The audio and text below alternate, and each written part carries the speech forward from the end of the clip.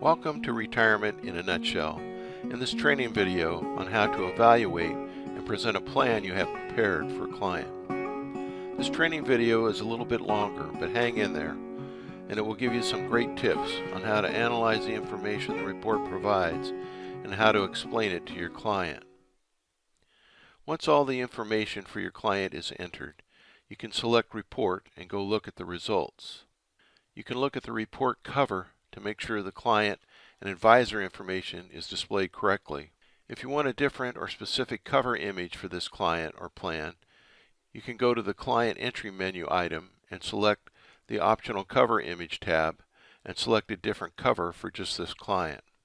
One of the advantages of Nutshell is it allows you to quickly close the report, go back and make changes to any entry items, and then click Report again to see the results. Generally, it is a good idea to close the report before making changes so you do not end up with several reports open at the same time, and some may include changes and others would not. That can be pretty confusing. Next, there are 2 pages on how to read the report so the client can have a reference for how to look at different parts of the report. These are the only pages with written information, so the client is not distracted from the numbers, which are what the client really wants to see. On the second page of how to read the report is a list of strategies for addressing shortfalls. This is also a good checklist for both you and the client to discuss which strategies are realistic for addressing any cash flow shortfalls the report displays. If all other strategies are not sufficient to address any client cash flow shortfalls in future years, the ultimate fallback strategy is working longer or part-time. A client who has no or insufficient savings might have to work for the rest of their life. Hopefully this will not be the case for any of your clients. While we are on the subject of cash flow shortfalls in future years, as calculated by the program on the hypothetical cash flow section of the report, do not be afraid of showing shortfalls. In almost every situation, if the client has not saved enough, they know it already. They usually think it is worse than it is because that is the way most people are wired. It will be a relief for them to have it identified and quantified so it does not represent an unknown number they constantly worry about. Also, it means they need your help to come up with a plan.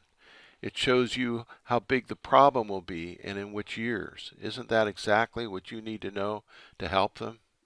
If the report does show large shortfalls, it is important that you double-check that all savings and temporary expense items have been entered so the backwards calculation of client living expenses is not higher than it should be, and with inflation creating unrealistically high goals for future expenses.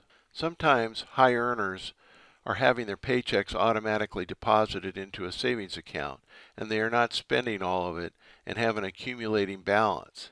If so, you need to enter that as another investment account and show the monthly accumulations as contributions. Another possibility is the client has temporary out-of-pocket expenses that will end and are not part of their normal monthly living expenses. This could include things like college costs or temporary support for a loved one. These need to be entered as extra cost items under loans and liabilities.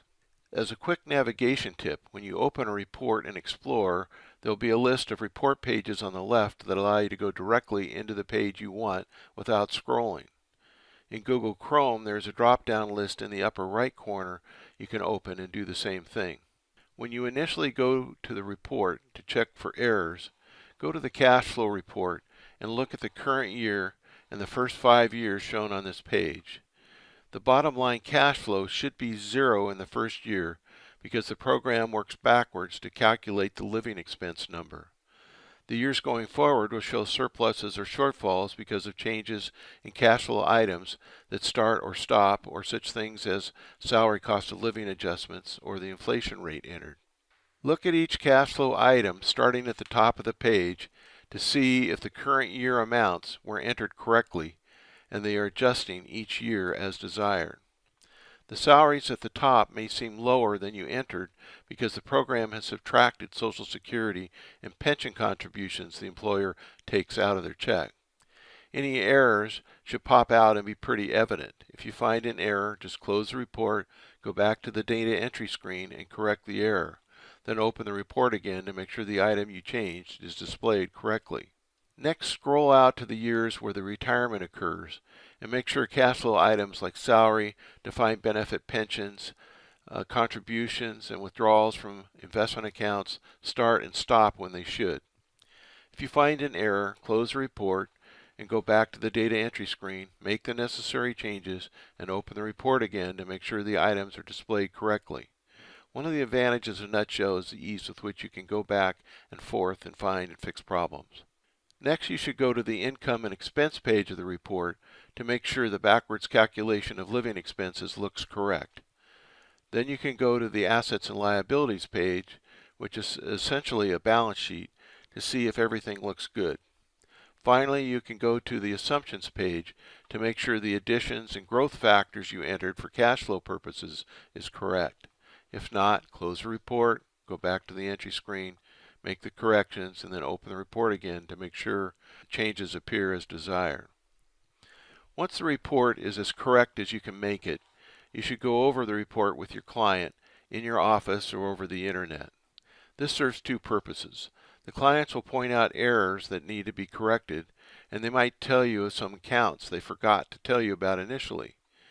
If the report shows shortfalls, they will want to make sure every asset they have is entered, whether it is held with you or somewhere else.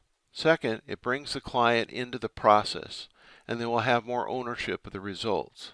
They want to see how it all comes together at retirement, and they will be anxious to see where they stand. It puts the first focus of your meeting on the client and their needs, and not on just investment returns. It will set you apart from the advisor down the street. A common client response is, "Why hasn't anyone ever shown this to me before?" As stated previously, don't be afraid to show shortfalls to the client if the numbers have been entered correctly. They need to know the truth, and they need your help to address them. If there are shortfalls, you can go back to the second page of how to read the report at the front and go over the items listed under how to address shortfalls and see what approaches are realistic for this client. If you want to display alternative scenarios and changes to certain cash flow items to evaluate their impact, you can close the report and go back to the Plan What If menu item on the entry screen and select What If Copy Plan. The program will make an exact copy of the plan that you are working on. The description field will be blank. Put in a new description that identifies the changes you plan to make, like retire age 70 or sell rental, and hit save before you make any actual changes to the entry data. Then you can change whatever you want. Then go back and open the report to see the impact. If you want to also open the original plan you made the copy from, just go back to the Plan What If entry screen and select Plan List. It will list both plans that you have now entered, and you can go back to the original plan, click on it, and then open the report. You will now have both plans open in your desktop, and you can go back and forth between them to compare the results. Lastly, there are pages at the end of the report to help analyze cash flow and support a discussion of the options. The Hypothetical Cash Flow in a Nutshell summarizes cash flow items for all the years on one page. If you want to have a discussion with a client about income sources or buckets, the first column, non-investment income, represents the first most secure source of retirement income from salaries and defined benefit pensions, or bucket 1. The second column, investment income, represents the second source of retirement income from retirement investment accounts, or bucket 2. The last column on the right, investment values, represents the third source of retirement income, or bucket 3. This is the client's principal, which they can invade in later years for income, as long as they don't get to zero and run out of both principal and income during their lifetime. Nutshell does not assume principal will be invaded for income, although you can enter large withdrawals that will deplete an account. If you don't plan on using principal as an income source, it can become a cushion for later years if the assumptions for investment growth and inflation don't materialize as projected. One way to address shortfalls is to increase savings and investments. The client might want to know how much more they would have to save. The Shortfall Analysis page displays how much more the client would have to save starting today using a 6% assumed growth rate to address all of the shortfalls before and after the last person retires. To see how much they would need to address all shortfalls, just add the before and after numbers together to get the total. There is a probability of meeting income needs chart that shows the probability of running out of income over a 25-year period once you start evading principal for various types of portfolios. This is included so you can have a conversation with a client about when to start using principal for income. Hopefully that does not have to happen until the client is in their late 80s or 90s. Last, there is a stretch illustration called Options for the Next Generation.